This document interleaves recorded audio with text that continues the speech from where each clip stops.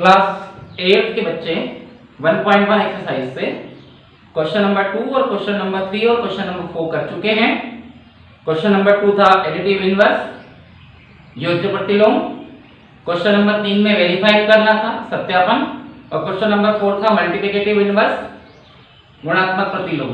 अब हम question number 1 करने जा रहे हैं और एक एग्जांपल नंबर 5 देखिए। क्वेश्चन नंबर 1 में आपको ये फर्स्ट क्वेश्चन दिया है और ये सेकंड क्वेश्चन। आपको यूजिंग एप्रोप्रिएट प्रॉपर्टीज फाइंड, यानी आपको एक अच्छी सी प्रॉपर्टी का यूज करके इसको फाइंड करना है। देखिए प्रॉपर्टी बहुत सारी होती है, कौन कौन सी प्रॉपर्टी होती है ये मैं आपको नेक्स्ट वीडियो में बताऊंगा। और नेक्स्ट वीडियो में मैं ये क्वेश्चंस प्रॉपर्टी से भी करके दिखाऊंगा, बट अभी आप इसे बिना प्रॉपर्टी से करेंगे। बिना प्रॉपर्टी से यानी विदाउट एनी यूजिंग प्रॉपर्टी हम इसे सॉल्व करने जा रहे हैं। तो ध्यान रखें, पहले कभी भी मल्टीप्लाई करें, पहले कभी भी मल्टीप्लाई करें। जैसे देखिए इन दोनों के बीच मल्टीप्लाई है, तो इन दोनों का मल्टीप्लाई करें तो ये 3 से 3 कैंसिल हो जाएगा, -2/5 आ जाएगा। प्लस इसके साथ कोई मल्टीप्लाई नहीं है, लेकिन इन दोनों के बीच मल्टीप्लाई है, तो आप इसे सॉल्व कर दीजिए। ये देखिए 3 1 3 3 2 6, तो ऊपर की तरफ आएगा -1 और नीचे की तरफ आएगा 10। आया? मल्टीप्लाई में क्रॉस में नंबर कैंसिल हो जाते हैं, कट जाते हैं, ठीक है। ये इससे ये कैंसिल हो गया और इससे ये टू टाइम कैंसिल हो गया, ठीक है। अब आप इन सब के बीच में देखिए प्लस माइनस है, और जब रैशनल नंबर के बीच प्लस माइनस होता है तो उनका एलसीएम लिया जाता है, और एलसीएम कभी भी नीचे के नंबर का लिया जाता है। तो नीचे के जो 3 नंबर्स है 2, 5 और 10, इसका एलसीएम लिया जाएगा। 2 1 2, 5 का 5 रहेगा, 2 5 10, और फिर 5 आएगा, 5 1 5, 5 1 5, तो 2 5 10, एलसीएम क्या आया 10। मतलब इन सब का एलसीएम 10 आ गया। अब हम इस 10 को 5 से डिवाइड करेंगे और जो आंसर आएगा उसका मल्टीप्लाई 2 से करेंगे, है ना। मतलब 5 के टेबल में 10 कितने टाइम आएगा? 2 टाइम। 5 के टेबल में 10 कितने टाइम आएगा? 2 टाइम। 2 का मल्टीप्लाई 2 से करेंगे, 2 का मल्टीप्लाई -2 से कर दो। फिर इसको इससे डिवाइड करेंगे और जो आंसर आएगा उसका मल्टीप्लाई 5 से करेंगे। तो 2 के टेबल में 5 कितने टाइम आएगा? 5 टाइम। 5 का मल्टीप्लाई 5 से कर देंगे और इसको इससे डिवाइड करेंगे और जो आंसर आएगा उसका मल्टीप्लाई 1 से करेंगे। तो 10 के टेबल में 10 कितने टाइम आता है? 1 टाइम। तो 1 का मल्टीप्लाई 1 से करते हैं। मींस 5 के टेबल में 10 2 टाइम आता है, 2 का मल्टीप्लाई -2 से किया। 2 के टेबल में 10 5 टाइम आता है, 5 का मल्टीप्लाई 5 से किया। और 10 के टेबल में 10 1 टाइम आता है, 1 का मल्टीप्लाई 1 से किया, ठीक है। और ये सारे नंबर्स चले गए एलसीएम में। तो 2 2 4 -4, 5 5 25, 1 1 1, ठीक है। अब देखिए माइनस माइनस प्लस, लेकिन आंसर क्या में आएगा?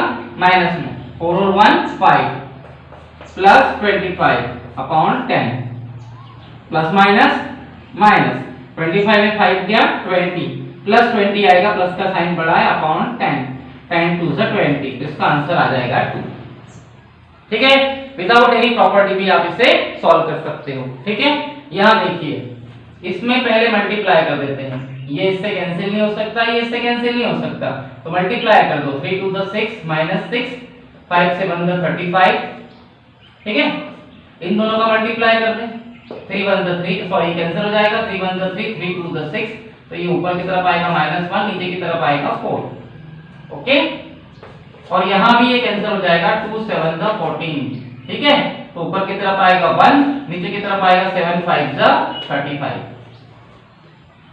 ओके। अब हम इनका एलसीएम लेंगे। एलसीएम 35 का, 4 का और 35 का।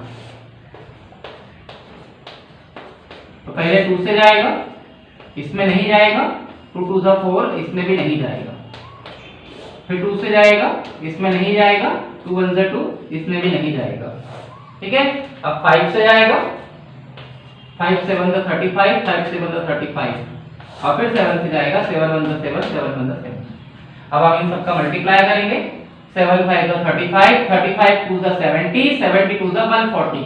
इसका मतलब इसका एलसीएम आएगा 140। ओके, अब 140 में 35 से डिवाइड करेंगे। 140 में 35 से डिवाइड करेंगे तो अगर आप 35 का टेबल 4 टाइम लेते हो तो 140 आता है, मतलब इसमें इसका डिवाइड करके 4 आएगा और 4 का मल्टीप्लाई करेंगे -6 से। फिर 140 में 4 का डिवाइड करेंगे, ये देखिए 4 3 = 12, 4 5 = 20, 35 आएगा। मींस इसके टेबल में ये 35 टाइम आता है, मींस इसको इससे डिवाइड करके 35 आता है और 35 का मल्टीप्लाई -1 से करेंगे और फिर 35 के टेबल में ये 4 टाइम आता है, 4 का मल्टीप्लाई 1 से कर देंगे। ओके, अब देखिए 6 4 the 24 -24, 35 1 the 35 plus 35 and 4 1 the 4 plus 4 upon में आएगा 140। अब आप इसे सॉल्व कर सकते हो, माइनस माइनस प्लस होता है पर आंसर काय में आता है माइनस में। 5 और 4 9, 3 और 2 5, 59 plus 4 upon 140। Plus minus minus 59 में से 4 गया 55 माइनस 55 अपॉन 140। अब आप इसे 5 से कैंसिल कर सकते हो। 5 1 द 5, 5 1 द 5, 5 2 द 10, 4 बचेगा रिमेनिंग, 5 8 द 24। ये आपका answer 5 8 the 40, sorry 5 2 the 10, 4 remaining बचेगा, 5 8 द 40। इस टाइप से आप विदाउट एनी प्रॉपर्टी भी इसे सॉल्व कर सकते हो। एक क्वेश्चन और है, बताता हूं।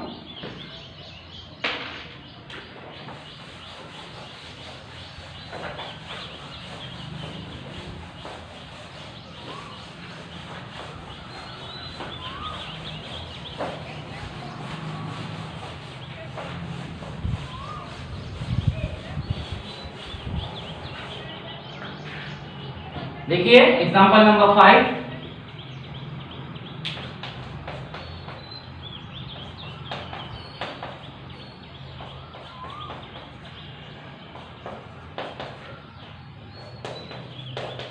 ठीक है, ये आपका एग्जांपल नंबर 5 है।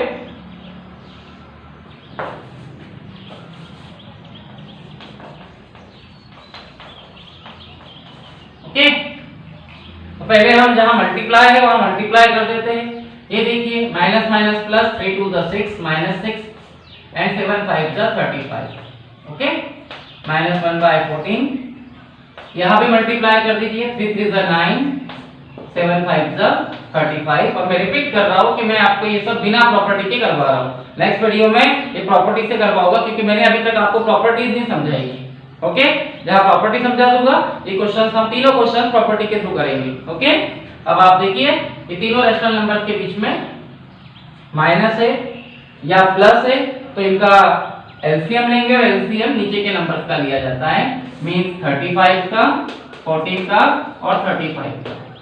ठीक है, 2 से डिवाइड करें, यहां नहीं होगा। 2 से 1 द 14, यहां नहीं होगा। फिर आप सीधे सीधे 5 से कर दीजिए 7 टाइम। इसमें 5 से डिवाइड नहीं होगा, इससे 7 टाइम और फिर 7 से कर दीजिए। ओके, तो 5 2 द 10, 7 द 70। इसका जो एलसीएम आएगा वो 70 आएगा। 35 के टेबल में 70 जो आता है 2 टाइम आता है। मीन 70 को 35 से डिवाइड करके 2 आएगा। 2 का मल्टीप्लाई -6 से करेंगे। 14 के टेबल में 70 5 टाइम आता है।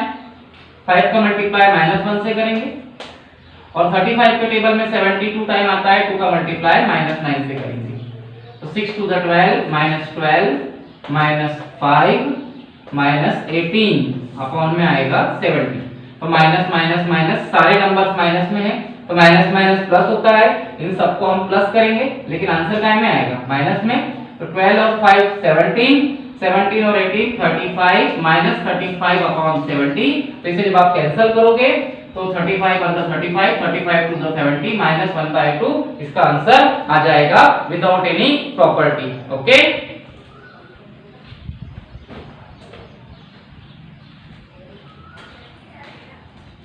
अब हम क्वेश्चन नंबर 6 करने जा रहे हैं।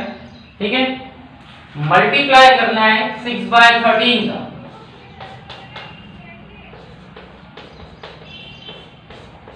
हमें 6/13 का मल्टीप्लाई करना है बाय द रेसिप्रोकल्स ऑफ -7/16, यानी आपको इसका मल्टीप्लाई -7/16 से नहीं करना है, आपको इसका मल्टीप्लाई -7/16 के रेसिप्रोकल से करना है। रेसिप्रोकल्स मींस इसका जो न्यूमरेटर है वो ऊपर चला जाएगा और डिनोमिनेटर ऊपर चला जाएगा और न्यूमरेटर नीचे चला जाएगा। माइनस का साइन आप ऊपर भी रहने दें तो चलेगा, ठीक है। रेसिप्रोकल का मतलब होता है न्यूमरेटर को डिनोमिनेटर बना दे और डिनोमिनेटर को न्यूमरेटर, व्युत्क्रम इसे कहते हैं हिंदी मीडियम वाले, ठीक है। यानी आपको इसका मल्टीप्लाई करना है इसके रेसिप्रोकल से, इसका मतलब इस पे कोई इफेक्ट नहीं पड़ेगा, लेकिन इसका रेसिप्रोकल जो होगा -16/7 हो जाएगा, ठीक है। इसके बाद आप मल्टीप्लाई कर दीजिए। मल्टीप्लाई का सिस्टम होता है, अगर ये क्रॉस में कट सकता है तो काट दे, कैंसिल कर दे, पर ऐसा नहीं हो रहा है तो 16 6, ठीक है। 16 6 96 और 13 7 91, आंसर माइनस में आएगा, ओके। ऊपर का ऊपर मल्टीप्लाई किया, नीचे का नीचे, ये इसका आंसर आ गया है। ज्यादा कुछ करना नहीं है आप लोगों को, ठीक है। 2 मिनट आप अपने बुक में देखिए, 1.1 एक्सरसाइज है आपकी, और 1.1 एक्सरसाइज में आप लोगों ने क्वेश्चन नंबर 6 किया है -96/91, ठीक है। इसका मतलब होता है कि आपको इसका मल्टीप्लाई करना है इसके रेसिप्रोकल, तो इसका रेसिप्रोकल हो जाएगा -16/7, ओके। अब ये देखिए question number 8, is 8/9 the multiplicative inverse of -1/8, यानी आपसे पूछा है कि 8/9 -1/8 का मल्टीप्लिकेटिव इनवर्स है या नहीं। इससे पहले कि मैं आपको मल्टीप्लिकेटिव इनवर्स के बारे में बताऊं या इस क्वेश्चन को सॉल्व कराऊं, मैंने आपको मल्टीप्लिकेटिव इनवर्स का मतलब बताया था।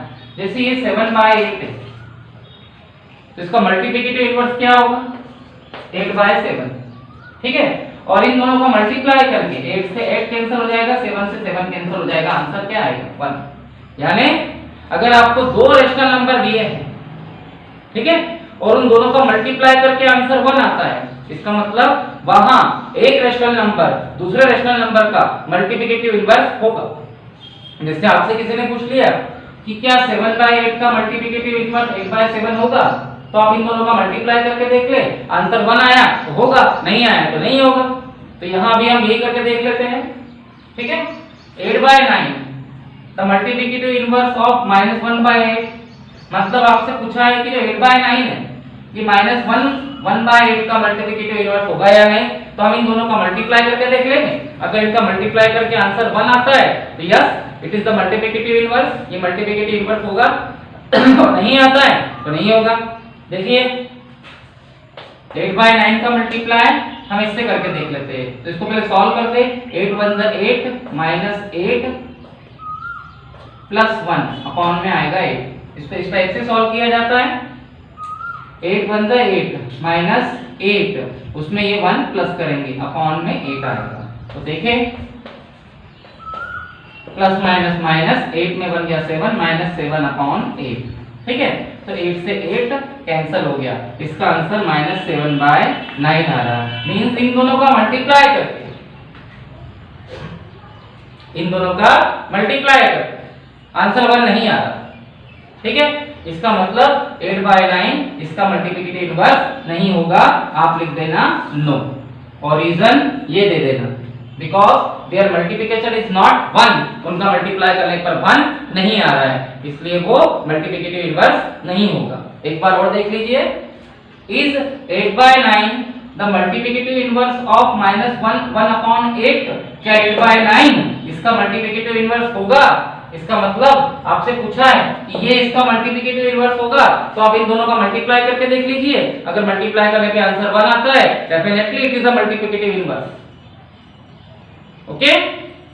बट इसका मल्टीप्लाई जब हमने इससे किया तो पहले इसे सॉल्व कर दिया, 8 1 8 माइनस 8 प्लस 1, तो ये -7/8 आया। इसका आंसर -7/9 आया। मल्टीप्लाई करने पर आंसर 1 आना चाहिए था, मल्टीप्लाई करने का आंसर 1 नहीं आया, तो ये मल्टीप्लिकेटिव इनवर्स नहीं है। रीजन दे दिया नो, और आप लिख देंगे because their multiplication is not 1, उनका मल्टीप्लाई करने पे 1 नहीं आ रहा है। यहां भी वही बोला गया, देखिए आपको is 0.3 is the multiplicative inverse of 3 1/3 means वो क्या बोल रहा है आपको कि 0.3 इसका मल्टीप्लिकेटिव इनवर्स है, तो आप सेम पोजीशन 0.3 का मल्टीप्लाई कर दे 3 1/3 से। तो हम इसे सॉल्व कर देते हैं, इसके अपॉन में कुछ नहीं आने 1 है, इसे सॉल्व कर दे 3 3 9 and 1 10 10/3। ओके, अब देखिए यहाँ क्या होगा कि पॉइंट हटाए और एक 0 बढ़ा है। अब ये 0 हमारे किसी काम का नहीं होता है, 10 से 10 कैंसिल हो गया, 3 से 3 कैंसिल हो गया, आंसर क्या आया 1। अब इन दोनों का मल्टीप्लाई करके आंसर 1 आ गया, इसका मतलब यहाँ ये मल्टीप्लिकेटिव इनवर्स है, इसका आंसर आएगा yes. Yes 0.3 is the multiplicative inverse of 3 1/3 because their multiplication is 1, उनका मल्टीप्लाई करने पर 1 आता है। ओके